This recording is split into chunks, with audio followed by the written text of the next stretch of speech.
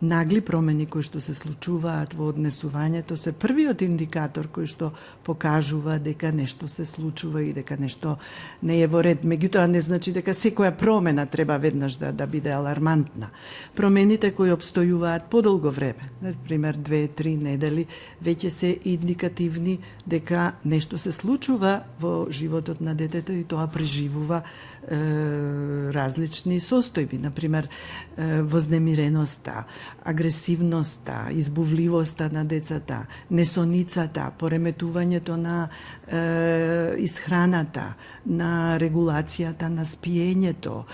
немање доволно концентрација, занемарување на своите хигиенски навики, занемарување на своите потреби, изостанување од училиште, намалување на училишниот успех, немање концентрација,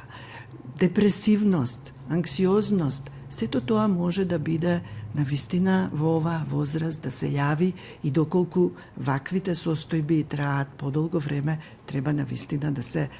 запали црвено светло, односно да се види во што е работата. Од друга страна, пак и наставниците треба да ги препознаат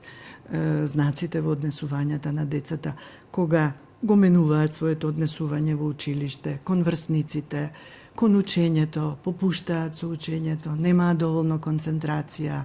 покажуваат други знаци на нетрпеливост, нетолеранција, неможност за комуникација и укажување на состојбите, и тогаш и тие се многу важни во таа алка на поврзување со родителите и преземање иницијативи за барање помош